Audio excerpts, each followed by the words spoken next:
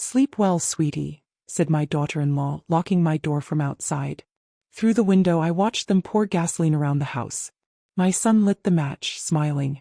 Their plan: steal my $3 billion. But when they returned from their alibi dinner, I was sitting in the living room with the fire marshal. Where are you watching from today? Drop your location in the comments below and hit that like and subscribe button. Let me tell you how a woman who built a tech empire from nothing discovered that her own family considered her more valuable dead than alive. Oh, and how spectacularly wrong they were about that. 6 hours earlier, I was lying in my hospital bed pretending to be heavily sedated while my son Michael and his wife Lauren whispered their murder plans 3 feet away. Funny thing about being 72 and worth $3 billion. Everyone assumes your hearing is shot. Mine isn't. Neither is my memory, despite what they've been telling the doctors. The pills aren't working fast enough, Lauren hissed. She could live another 10 years at this rate. Michael shifted uncomfortably. We can't just speed things up. There's security footage, nurses checking on her every hour. Then we do it at home. Tonight. Make it look like an accident. I kept my breathing steady though my heart was racing. These 2 vultures had been feeding me increasing doses of digoxin for months, disguising it as heart medication. They thought I was confused, forgetful. What I actually was: furious. See, I'd built Pinnacle Technologies from my garage in 1987. By 2010 we were worth $50 billion. I sold to Microsoft for $3 billion, keeping enough shares to live comfortably forever. Michael had always been lazy, expecting inheritance to solve his problems. Lauren was worse. A former pharmaceutical sales rep who knew exactly which medications could mimic dementia in elderly patients. Fire would be perfect, she continued. Old house, faulty wiring. She's been forgetting to turn off appliances lately. Actually, Lauren, I'd been documenting every single one of your attempted poisonings, but thanks for the character assessment. The drive home was surreal. Michael helped me to my bedroom with such tender concern you'd never guess he was planning my murder. Lauren brought me tea, more digitalis no doubt, and kissed my forehead like a devoted daughter. We're going to dinner, Grandma Kate, she announced. Jusps. We made reservations for 7:30. Yeppies was 45 minutes away. They were establishing an alibi. The moment their car disappeared, I got to work. First, I called my private security company. This is Catherine Matthews. I need fire department and police at my residence immediately. Code 7. Code 7 meant family threat, imminent danger. Then I gathered evidence. The fake medication bottles Lauren had been using, the financial documents showing Michael's gambling debts, $2 million I hadn't known about, the insurance policy they'd taken out on me 6 months ago with them as beneficiaries. By the time I heard footsteps on the front porch 40 minutes later, I was ready. The smell hit them first. Gasoline poured liberally around the foundation while I watched from upstairs. Then they saw the smoke detectors Michael had disabled blinking red again. I'd reconnected them all. Lauren pushed open the front door, expecting to find my charred remains. Instead, she found me sitting calmly in my favorite armchair, very much alive, with Fire Marshal Robert Chin and Detective Sandra Mills flanking me. Grandma Kate, Michael exclaimed, his face a mask of relief and terror. Thank God you're safe. We smelled smoke from the street. How thoughtful of you to notice, I replied. Especially since you're the ones who started it. The silence that followed was delicious.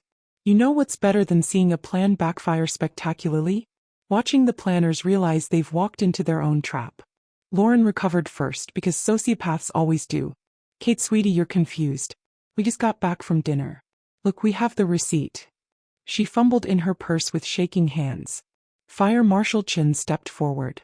Ma'am, we found accelerant poured around the entire perimeter of this house. The pattern indicates someone intended to trap whoever was inside. His voice was professional, but his eyes were hard as granite. Michael's face had gone gray. That's impossible. Who would do such a thing? Detective Mills consulted her notepad. According to Mrs. Matthews, she observed 2 individuals from her bedroom window at approximately 8:15 p.m. They appeared to be pouring liquid from red containers around the foundation. But we were at Yeppies, Lauren insisted. The staff will remember us. I'm sure they will, I said pleasantly, since you made such a point of being seen there. Tell me, how did you manage to order dinner, drive 45 minutes home, attempt to commit arson, and still have time to notice smoke from the street? You're either remarkably efficient criminals or terrible at math. Michael's mouth opened and closed like a fish. Mom, you're not making sense. Why would we hurt you? $2 million in gambling debts might provide some motivation, Detective Mills noted, pulling out Michael's financial records along with a recent $2 million life insurance policy on your mother. The color drained from Lauren's face. How did you get those records? I finished for her. Darling, when you're worth $3 billion, you don't just assume your family loves you for your sparkling personality. I've had investigators monitoring both of you for months. Lauren's mask finally slipped completely. You paranoid old witch. You've been spying on your own family. Lucky for me, I replied, since my own family has been trying to murder me. Fire Marshal Chen held up an evidence bag containing an empty gasoline container. We found this in the bushes by your front gate. Fresh fingerprints on the handle. Michael stared at the container like it might bite him.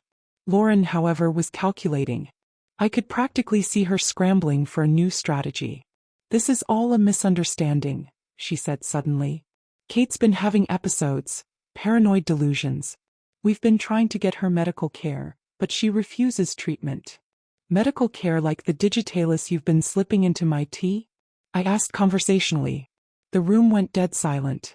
Lauren's eyes widened in shock before narrowing with rage. Detective Mills leaned forward. Ma'am, are you saying you've been poisoned? Systematically for approximately 4 months. I have hair samples, blood work, and video surveillance showing Lauren adding medication to my food and beverages. Michael found his voice. Mom, that's insane. Lauren's been taking care of you. The medication is for your heart condition. What heart condition would that be, Michael? I've never had heart problems in my life. But digitalis poisoning mimics dementia symptoms beautifully, doesn't it, Lauren? Lauren's silence was answer enough. Detective Mills stood up. Mr. and Mrs. Matthews, I'm going to need you both to come with me for questioning. This is ridiculous, Michael protested. She's a senile old woman making up stories. That's when I smiled. My sweetest grandmother smile. Oh honey, there's nothing senile about $3 billion and a very detailed will that, as of this morning, no longer includes either of you. The next morning brought reporters to my front door like vultures to roadkill. Billionaire tech pioneer survives murder plot. Family greed turns deadly. Silicon Valley grandmother outsmarts killers. I made coffee and watched the circus from my kitchen window. 30 years of carefully guarded privacy gone overnight. But frankly, I'd rather be a living headline than a dead footnote. My attorney, James Harrison, arrived at 9 a.m. sharp, looking like he'd aged 5 years since yesterday.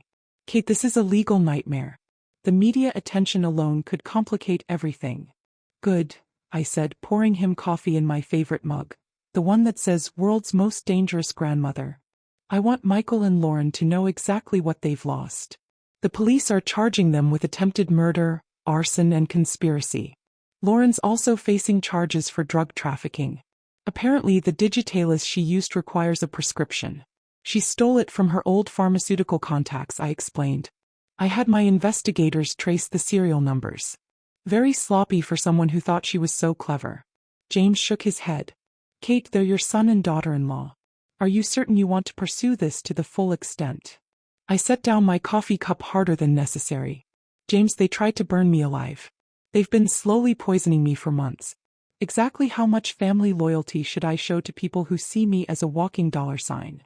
I understand your anger, but consider the implications. Michael is your only child. If he goes to prison, then maybe he should have considered that before trying to murder his mother for money. My phone buzzed with a text from Detective Mills. Lab confirms digitalis in all food samples. Video evidence admissible. Case is solid. James, I said, showing him the message. I didn't survive the tech industry by being sentimental. I survived by being smarter than the people trying to destroy me. There was a knock at the front door. Through the window I could see my neighbor Mrs. Rodriguez holding what looked like a casserole dish. Behind her stood 3 other neighbors, all with concerned expressions and covered dishes. Kate dear, Mrs. Rodriguez said when I opened the door. We heard about the terrible incident. We brought food. Within minutes my kitchen was full of neighbors I'd barely spoken to in 15 years. They'd all seen the news, of course, but more importantly, they'd all had their suspicions about Michael and Lauren. That boy never visited unless he needed something, observed Mr. Patterson from 2 houses down. And that wife of his, he shook his head disapprovingly. Always asking questions about your business, added Mrs. Chen. Last month she wanted to know if you'd mentioned updating your will. It was fascinating, really. My neighbors had been watching my potential murder unfold in real time, recognizing the warning signs I'd been too close to see clearly. Mrs. Matthews, said young Sarah from next door, I recorded some of their arguments. They were loud enough to hear through the walls. Should I give the recordings to the police? 20 minutes later, Detective Mills arrived to collect what amounted to a neighborhood's worth of evidence against Michael and Lauren. Apparently, I wasn't the only one who'd been documenting their behavior. As the neighbors finally left with promises to check on me daily, I found myself feeling something unexpected. Gratitude. Not for surviving, I'd never doubted I would, but for discovering I wasn't as alone as I'd thought. My phone rang. James calling from his office. Kate, I have news. Michael and Lauren's bail hearing is tomorrow. The prosecutor is asking for $2 million each. Perfect, I said. They don't have $2 million.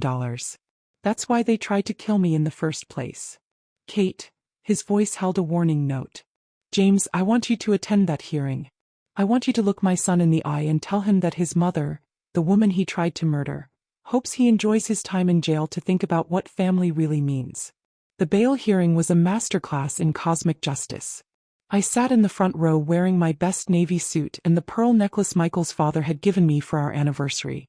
If my son was going to see his mother for possibly the last time, I wanted him to remember exactly what he'd thrown away. Michael looked terrible. Orange jumpsuit, hollow eyes, hands shaking slightly from what the jail doctor had diagnosed as withdrawal. Apparently his gambling addiction had expanded to include cocaine. Lauren sat beside him, her usual polished appearance replaced by the harsh reality of county detention center beauty standards. The prosecutor, a sharp woman named Patricia Valdez, laid out the case with surgical precision. Your Honor, these defendants systematically poisoned an elderly woman for 4 months, then attempted to burn her alive to cover their tracks and collect insurance money. Michael's public defender, a tired-looking man who clearly drew the short straw, attempted a weak defense about family misunderstandings and stress-related poor judgment. Lauren's attorney, expensive, private, tried to paint her as a devoted daughter-in-law driven to desperation by my alleged mental deterioration. That's when Judge Patricia Williams asked the question I'd been waiting for. Mrs. Matthews, you're present in court today. Would you like to make a statement regarding bail for the defendants? I stood slowly, using the cane I didn't actually need for maximum dramatic effect. Your Honor, I spent 40 years building a technology company from nothing. I employed 3,000 people, paid millions in taxes, and donated over $50 million to various charities. I did this as a single mother after my husband died when Michael was 12. The courtroom was silent except for the whisper of the court reporter's fingers on her machine. I loved my son unconditionally. I paid for his education, his wedding, his house, his car. When he developed a gambling problem, I paid those debts too, hoping he'd learn from his mistakes. I turned to look directly at Michael, who couldn't meet my eyes. When he married Lauren, I welcomed her like the daughter I'd never had. I trusted her with my health, my home, my life. My voice hardened. They repaid that love by trying to murder me for money they were too lazy to earn. Your Honor, these people saw a 72-year-old woman and thought she'd be easy prey. They were wrong. I sat down to absolute silence. Judge Williams reviewed her notes for what felt like 10 minutes. Bail is set at $5 million each, she announced finally. These defendants attempted to murder a vulnerable elderly person for financial gain. They pose a clear danger to the victim and the community. $5 million. Even if they'd managed to steal my money, they couldn't have afforded that. As court security led them away, Lauren turned and mouthed something at me that looked distinctly like a threat. Michael, on the other hand, was crying. Outside the courthouse, reporters swarmed like angry bees. Mrs. Matthews, how do you feel seeing your son arrested? Relieved, I answered honestly. For months I thought I was losing my mind. Turns out I was just being murdered. There's actually something comforting about knowing the difference. Will you visit them in jail? I paused, considering the question seriously. I spent 72 years being the kind of woman who forgave everything and forgot nothing. Nearly got me killed. I think it's time to try being the kind of woman who remembers everything and forgives nothing." That quote made every evening newscast in the country. But the real satisfaction came 3 hours later when James called with an update. "Kate, I have interesting news. Apparently Michael's cellmate is a gentleman named Rodriguez who was convicted of killing his mother for insurance money." "How poetic," I murmured. "Rodriguez has already explained to Michael exactly what happens to people who murder their mothers. In very colorful terms, I'm told." I smiled for the first time in months. "James, I think I'm going to sleep very well tonight." 2 weeks later I was standing in the empty shell of what had been Michael's house, watching the moving company load my belongings into trucks. The bank had foreclosed when his gambling debts came to light. Apparently my son had been more creative with other people's money than I'd realized. "Mrs. Matthews." The moving foreman approached hesitantly. "We found this in a bedroom safe." He handed me a manila envelope marked "Insurance Policies." Inside were documents that made my blood run cold. Not just the policy on my life, but additional policies on my property, my car, even my jewelry. Lauren had been quite thorough in her planning. But there was something else. A handwritten letter in Michael's scrawl. "Lauren, I can't do this anymore. He's my mother. Find another way. M." Dated 2 days before their arrest. So my son had grown a conscience at the last minute. How touching. Too bad it was approximately 4 months too late. My phone rang. "Detective Mills." "Mrs. Matthews, we've had a development. Lauren agreed to cooperate in exchange for a reduced sentence." "Cooperate how?" "She's claiming Michael was the mastermind. Says she was coerced, afraid for her own safety if she didn't go along with his plan." I laughed, surprising myself with how bitter it sounded. "Of course she is. Lauren's always been smarter than Michael. She's probably figured out which one of them is more likely to get the death penalty. There's more. She's also claiming you've been mentally abusive for years, that Michael felt trapped by your financial control." "Financial control?" I could feel my blood pressure rising. "I paid for everything in their lives without asking for anything in return. Exactly what control was I exerting?" "According to her statement, you held money over their heads, threatened to cut them off whenever they disagreed with you, made them feel worthless." The audacity was breathtaking. "Detective Mills, I have 30 years of bank records showing every gift, every payment, every bailout I provided to my son. Find me one instance where I demanded anything in return. That's actually why I'm calling. The prosecutor wants to meet with you. Lauren's defense strategy is shifting to paint you as a manipulative matriarch who drove your family to desperation." "When?" "Tomorrow at 9 a.m. After hanging up I stood in Michael's former house, surrounded by the detritus of his failed life, and felt something I hadn't experienced in months. Uncertainty. Not about my innocence. That was absolute. But about whether a jury would see things the same way. How easy would it be to paint a wealthy, childless widow as controlling? How simple to convince people that $3 billion came with strings attached? I walked through the master bedroom where Lauren had carefully planned my death.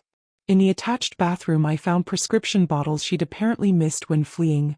All heart medications, all with my name on them, all containing Digitalis according to the labels. But here's what Lauren didn't know about being a successful businesswoman. You always keep detailed records. Every transaction, every conversation, every decision. I pulled out my phone and called James. "I need you to access my private files. Security code 7749. There's a folder marked Family Financial History. Bring everything to the prosecutor's office tomorrow." "Kate, what are we talking about here?" 30 years of documentation showing every penny I ever gave Michael, every conversation about money, every time I bailed him out of trouble. If Lauren wants to play the victim, let's show the jury exactly what kind of victim tries to burn her benefactor alive.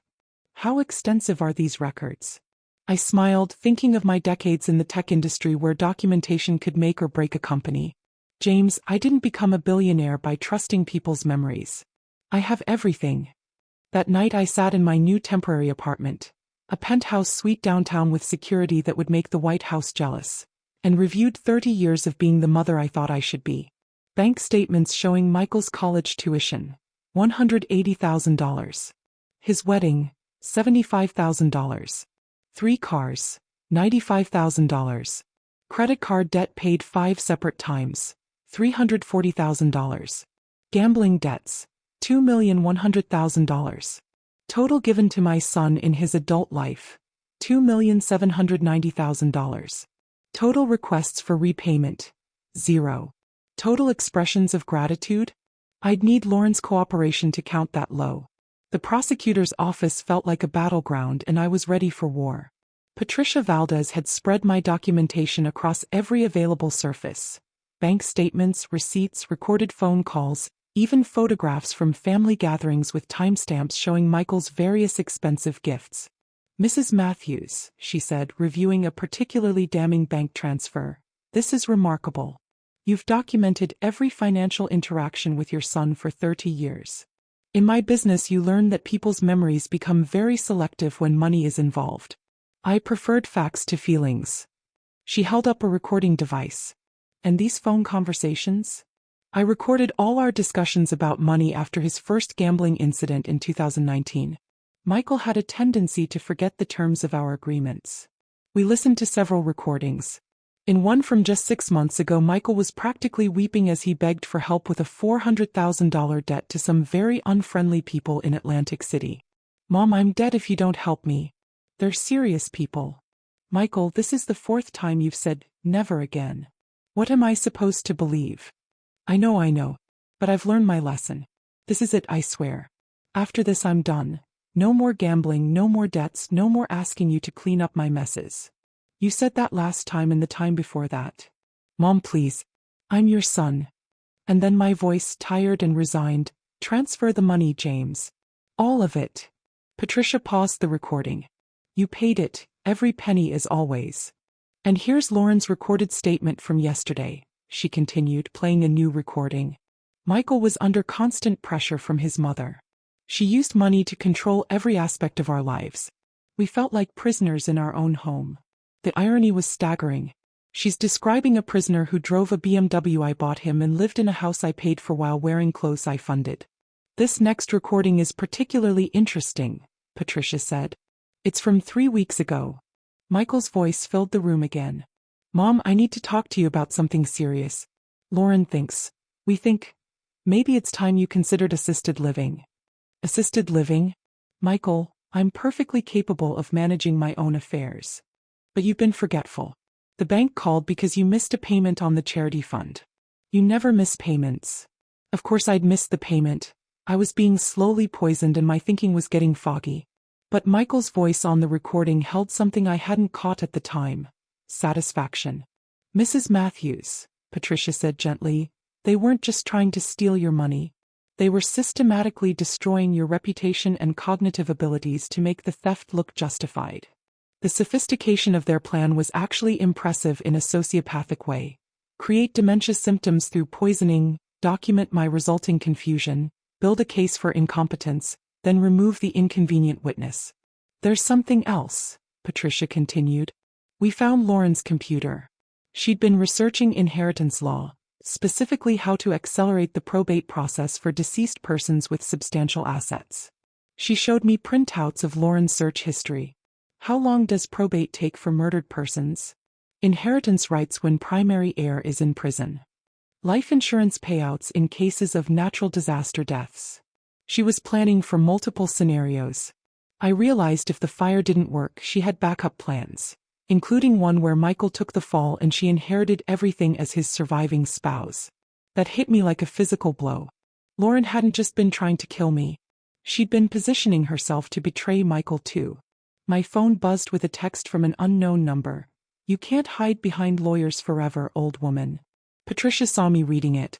Mrs. Matthews, that's witness intimidation. We can trace that number.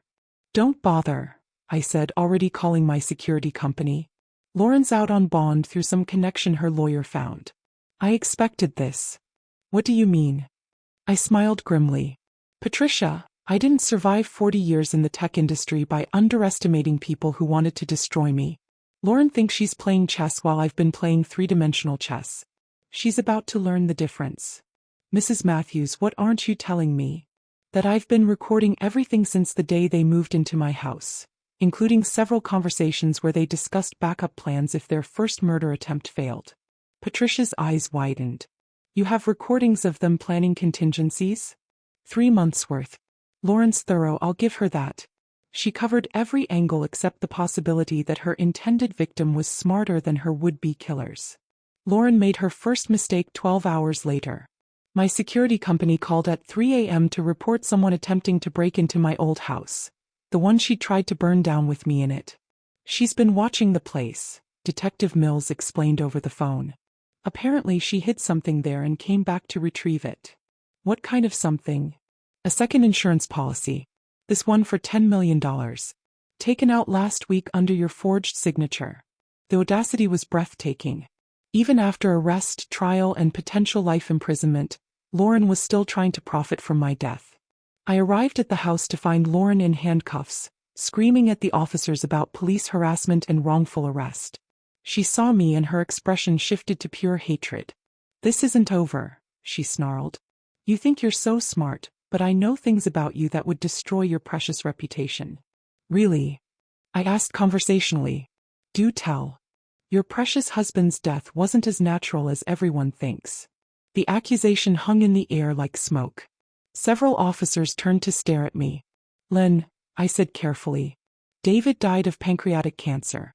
There were 4 doctors present, a hospital full of witnesses, and a thoroughly documented medical history. How convenient that he died right after signing his will, leaving everything to you instead of Michael." Detective Mills stepped forward. "Ma'am, are you making an accusation?"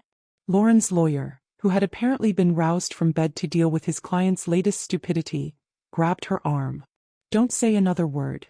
But Lauren was beyond reason now. She poisoned him just like I poisoned her. The only difference is she got away with it. The lawyer's face went white. Several officers exchanged glances. And I felt something I hadn't experienced in 30 years. Genuine fear. Not because the accusation was true. David had died surrounded by medical professionals after a 6-month battle with cancer. But because Lauren had just demonstrated how easily someone could plant doubt about the past when the only witnesses were dead. "Detective Mills," I said calmly, "I assume you'll want to examine my late husband's medical records." "Mrs. Matthews, that won't be necessary. We have extensive documentation about your husband's illness and death. This appears to be a desperate attempt to create reasonable doubt." But I could see the seed of uncertainty in some of the officers' faces. Lauren had found my weakness. The one person I couldn't protect from her lies was dead. However, Detective Mills continued, "Mrs. Patterson, your accusation against Mrs. Matthews has been recorded. If you'd like to make a formal statement, we can arrange that." Lauren's lawyer physically put his hand over her mouth. "My client declines to make any further statements." As they led her away, Lauren managed to pull free long enough to shout, "Check her medicine cabinet. Check what she keeps in her bedroom. She's not the innocent victim she pretends to be." Back in my car, I sat in the darkness and tried to process what had just happened. Lauren had crossed a line from attempted murder to character assassination of a dead man. But she'd also revealed something crucial. She'd been in my house long enough to go through my personal belongings. I called James immediately. "I need you to meet me at my house now. Kate, it's 4 o'clock in the morning." "James, Lauren just accused me of murdering David. She also specifically mentioned my medicine cabinet and bedroom. She's been searching my house for something to use against me." 40 minutes later, James and I stood in my bedroom with 2 police officers, examining what Lauren might have been looking for. My medicine cabinet contained exactly what you'd expect from a 72-year-old woman: blood pressure medication, vitamins, and an old prescription for sleeping pills from after David's death. But in my bedroom safe we found something that made my blood freeze. An envelope marked, "For Catherine, in case anything happens to me. David." Inside was a handwritten letter from my husband dated 1 week before his death. "Kate, if you're reading this, I'm gone and you're probably grieving. But there are things you need to know about Michael and Lauren. They've been asking questions about my will, about your finances, about what would happen if something happened to both of us. Lauren specifically asked about medication interactions and whether certain drugs could accelerate illness. I didn't tell you because I hoped I was wrong, but if I'm not, please be careful. Our son may not be the man we thought we raised. D." I sat on my bed staring at my husband's final warning and realized that Lauren and Michael's plan had been in motion for over 2 years. They'd been plotting this since before David died. "Mrs. Matthews," one of the officers said gently, This letter suggests your husband suspected your son and daughter-in-law might pose a threat to you. Yes, I whispered.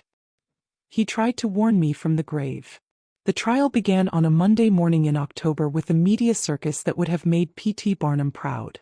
Tech billionaire versus killer family. Mother's love turns deadly. The ultimate inheritance battle.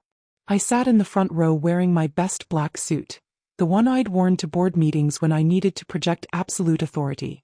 If a jury was going to decide my son's fate, I wanted them to see exactly who they were dealing with. Michael had lost weight in jail. He looked smaller somehow, diminished in his orange jumpsuit. Lauren, seated at a separate defense table, had gone the opposite route, playing up her youth and vulnerability in a conservative blue dress that probably cost more than most people's monthly rent. The prosecutor's opening statement was a masterpiece. Ladies and gentlemen, this case is about greed so profound that it transformed a son into a would-be killer and a daughter-in-law into a calculating poisoner. The defendants didn't just want Catherine Matthews' money, they wanted her life. Michael's attorney tried the broken family approach. Michael Matthews is a troubled man who lost his way. But wanting your mother's approval and inheritance isn't the same as wanting her dead. Lauren's lawyer went for the jugular. My client was manipulated by an older, more sophisticated criminal, Catherine Matthews herself. The evidence will show that Mrs. Matthews has a history of using money to control people. And when that control was threatened, she orchestrated this entire scenario to eliminate threats to her fortune. That was interesting. Lauren was positioning herself as my victim rather than Michael's accomplice. The first week of testimony established the basic facts: poisoning, financial manipulation, the fire. But during cross-examination, Lauren's lawyer began his real strategy. Mrs. Matthews, he said, approaching the witness stand with a predatory smile, you recorded conversations with your son without his knowledge. Correct. I documented our financial discussions for legal protection. You spied on your own family. I protected myself from people who were stealing from me. Stealing, or taking what they believed they were entitled to inherit? The prosecutor objected, but the damage was done. The lawyer was painting my documentation as paranoia rather than prudence. Mrs. Matthews, in 30 years, how many times did your son ask you to stop giving him money? I paused, understanding the trap. He never asked me to stop. He never said, Mom, I don't want your help anymore. No. So he accepted your money willingly? Yes. And in exchange you expected what? Nothing. Nothing. You expected no gratitude, no visits, no inclusion in family decisions, no say in how the money was spent. Each question hit like a scalpel. He was making my generosity sound like manipulation. My love sound like control. Mrs. Matthews, when your son developed a gambling problem, did you seek professional help for him? I suggested it. But you continued giving him money to pay his debts. Yes. Didn't that enable his addiction? I was trying to protect him. Or control him? That night I sat in my hotel room and replayed the cross-examination. Lauren's lawyer had done something brilliant and terrifying. He'd taken my love for my son and twisted it into something sinister. James knocked on my door at 10 p.m. Kate, we need to talk about tomorrow's testimony. They're going to make me sound like a monster, aren't they? They're going to try. But we have something they don't expect. He handed me a manila folder. Remember when you had your investigators following Michael and Lauren? They recorded more than just financial meetings. Inside were transcripts of conversations I'd never heard. Michael and Lauren in their car after visiting me in the hospital. Lauren, she's weaker than I thought. A few more doses and she won't be able to sign her name. Michael, what if someone notices the symptoms? Lauren, who's going to notice? You're her only family and you're helping me dose her. Perfect plan. Michael, I feel sick about this. Lauren, you'll feel sicker if those Atlantic City people kill you for the money you owe. This is survival, not murder. Michael, it's exactly murder. Lauren, no, it's evolution. She's old. She's alone. And she's in our way. This is just nature taking its course, with a little help. I stared at the transcripts. James, this conversation happened 3 weeks before the fire. And it gets worse. Look at page 4. Lauren's voice. The fire has to look accidental. Make sure the gasoline burns off completely. If there's any residue, we're finished. Michael, What if she wakes up? What if she tries to get out? Lauren, she won't. I gave her double the usual dose tonight. She'll sleep right through it. I set down the transcript with shaking hands. They were planning to burn me alive while I was unconscious. Kate, this is first-degree murder with premeditation. The death penalty is still on the table. Outside my hotel window, the city sparkled with lights from families having dinner, watching television, living normal lives where sons didn't plot their mothers' deaths. James, I said quietly, play those recordings in court tomorrow. All of them. I want that jury to hear exactly what my loving family thought of me. The courtroom erupted when the recordings played. Michael actually vomited into a trash can when he heard his own voice planning my murder. Lauren sat stone-faced, but I could see her calculating, probably trying to determine if this evidence could be challenged or if her only option was complete denial. The prosecutor let the recordings speak for themselves, then called her final witness, Dr. Sarah Chin, the toxicologist who had analyzed my blood samples. Dr. Chin, what level of digitalis did you find in Mrs. Matthews' system? Enough to cause serious cardiac episodes in someone her age. Another few weeks of exposure and she likely would have died of apparent heart failure. Was the poisoning detectable? Not without specific testing. Digitalis mimics age-related cognitive decline and heart problems. Most doctors would have attributed her symptoms to natural aging. In your professional opinion, was this poisoning sophisticated? Extremely. Someone with pharmaceutical knowledge carefully calibrated the doses to create maximum confusion while avoiding immediate detection. Lauren's lawyer cross-examined aggressively, but Dr. Chin destroyed his attempts to suggest accidental contamination or medical error. Then Michael's attorney made a desperate gambit. Dr. Chin, is it possible that Mrs. Matthews poisoned herself to frame my client? The question hung in the air like smoke. Several jurors looked at me with new interest. Counselor, Dr. Chin replied with professional ice, are you suggesting a 72-year-old woman poisoned herself for 4 months, documented the evidence, then set up an elaborate arson scenario to frame her own son?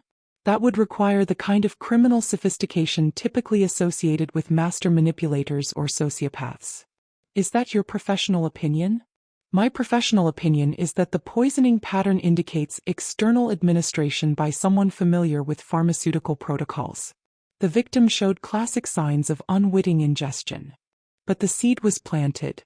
I could see it in some of the jurors' faces, doubt about whether I was victim or mastermind. During the lunch recess, Lauren's attorney approached me in the hallway. Mrs. Matthews, my client is prepared to testify that this entire scenario was orchestrated by you. Really? And how exactly did I orchestrate my own attempted murder? You discovered Michael's gambling debts and decided to eliminate him as an heir. You poisoned yourself to create evidence, then arranged the fire to make him look guilty. The audacity is breathtaking.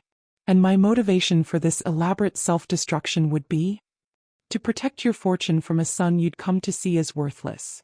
That afternoon Lauren took the stand in her own defense. She was polished, tearful, and utterly convincing as she painted herself as a victim of both Michael's desperation and my manipulation. I loved Catherine like a mother, she testified, dabbing her eyes. But she was controlling, demanding, impossible to please. She held money over our heads constantly. Can you give the jury an example? When Michael wanted to change jobs, she threatened to cut off our support. When we talked about starting a family, she said she wouldn't help with expenses unless we moved closer to her. Everything came with strings attached. And the poisoning? I never poisoned anyone. Catherine had been acting strangely for months, forgetting things, accusing people of stealing from her, paranoid about her food. I think she was having mental health issues and medicated herself. What about the fire? Lauren's composure cracked slightly. I don't know what happened with the fire. Michael and I were at dinner. We came home to find the police there. It was terrifying. The prosecutor's cross-examination was surgical. Miss Patterson, you testified that you never poisoned Mrs. Matthews. Are you familiar with digitalis? No. You've never handled digitalis in your pharmaceutical career? I sold medications. I didn't manufacture them. But you would know how digitalis affects elderly patients. Yes, I would have basic knowledge. And you would know how to obtain it. Objection, Lauren's lawyer called. I'll allow it. Miss Patterson, You testified that Mrs. Matthews was acting paranoid and forgetful. Did you encourage her to see a doctor? Yes, several times. But you didn't mention the possibility of poisoning to any medical professional. Why would I? I didn't know she was being poisoned. Yet you had the training to recognize digitalis poisoning symptoms. Lauren's silence stretched too long. It never occurred to me. Never occurred to you, despite your pharmaceutical background, that her symptoms might indicate drug toxicity? Objection sustained. But the damage was done. Lauren's medical knowledge had betrayed her. As the court recessed, I watched my son being led back to his cell. He looked broken, defeated, like a man finally understanding the full consequences of his choices. Lauren, however, caught my eye as she passed my row. Her expression held no remorse, no regret, just cold calculation and the promise that this wasn't over. Tomorrow would bring closing arguments and a verdict that would determine whether my son spent his life in prison or whether his wife's manipulation had successfully painted me as the real villain. Either way, I'd already won the only victory that mattered. I was alive to see justice served. The jury deliberated for 18 hours. I spent that time in my hotel room staring out at the city where I'd built my fortune and nearly lost my life, trying to make peace with whatever verdict they reached. James brought updates every few hours. They've asked for the recordings to be replayed. They want to review the financial documents. They're asking about the insurance policies. At 3 p.m. on the second day we got the call. Verdict reached. The courtroom was packed with reporters, curiosity seekers, and a surprising number of people who'd followed the trial obsessively. I took my seat in the front row, wearing the same black suit I'd worn throughout the proceedings, and waited to learn my son's fate. Has the jury reached a verdict? We have, Your Honor. On the charge of attempted murder in the first degree against Catherine Matthews, how do you find? Guilty. Michael's shoulders slumped. His lawyer put a hand on his arm, but Michael was staring at me with an expression I couldn't read. On the charge of conspiracy to commit murder, how do you find? Guilty. On the charge of arson in the first degree, how do you find? Guilty. Lauren's verdicts came next. Guilty on all counts, plus additional charges for poisoning and fraud. The jury had seen through her manipulation completely. Judge Williams set sentencing for the following week, but the prosecutor's office had already indicated they would seek life without parole for both defendants. As court officers approached Michael to escort him back to custody, he turned to me one final time. "Mom," he called out across the courtroom, "I'm sorry." For the first time in months I looked at my son and saw the boy I'd raised instead of the man who tried to kill me. "I know you are," I called back. "But sorry doesn't bring back the mother you threw away when you decided money was worth more than my life." That evening, alone in my hotel room, I did something I hadn't done since the night they were arrested. I cried. Not for Michael or Lauren. They'd made their choices and would live with the consequences. I cried for the family I'd thought I had, for the love I'd believed was real, for the 30 years I'd spent loving people who saw me as nothing more than a bank account with a pulse. My phone rang. Detective Mills. "Mrs. Matthews, I wanted to call personally to tell you that justice was served today." "Was it?" I asked. "My son will spend his life in prison. His wife will too. I'm alive, but I'm also alone. I'm not sure anyone really won. Mrs. Matthews, you survived. You fought back. You proved that wisdom and preparation can beat youth and greed. That's victory by any definition." After hanging up, I walked to the window and looked out at the city lights. Tomorrow I would return home to rebuild a life that no longer included the people I'd loved most. I had $3 billion, a mind still sharp enough to run circles around people half my age, and the rest of my life to figure out what happiness looks like when it's not tied to family. The irony wasn't lost on me. Michael and Lauren had tried to steal my fortune by taking my life. Instead, they'd given me the greatest gift imaginable. They'd shown me exactly who they were before it was too late to protect myself. 6 months later, I was sitting on the deck of my new house in Santa Barbara, watching the sunset paint the Pacific in shades of gold and red. The house was smaller than my old one, but infinitely more peaceful. No family members plotting my death, no hidden cameras watching my every move, no medications being slipped into my food. Just me, my billions, and a future I got to write myself. My neighbor Eleanor brought me a glass of wine and settled into the chair beside me. She was 75, widowed, and had become the closest thing to family I had left. Any regrets? She asked as she did most evenings. I considered the question seriously. About surviving? Not for a second. About the family I lost? Every day.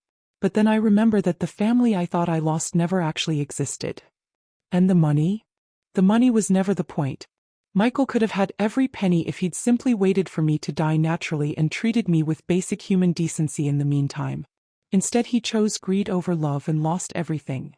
Do you think he understands that now? I think he understands that actions have consequences. Whether he understands the difference between love and manipulation. I shrugged. That's not my problem anymore. As the sun disappeared below the horizon, I raised my glass in a private toast to the woman I'd been forced to become. Survivor, fighter, and proof that sometimes the best revenge against people who want you dead is simply refusing to die. Michael and Lauren had wanted to inherit my fortune by eliminating me from the equation. Instead, they'd eliminated themselves and left me with something far more valuable than money. The knowledge that I was strong enough, smart enough, and stubborn enough to outmaneuver anyone who mistook my love for weakness. Thanks for listening. Don't forget to subscribe and feel free to share your story in the comments. Your voice matters. Please subscribe my channel.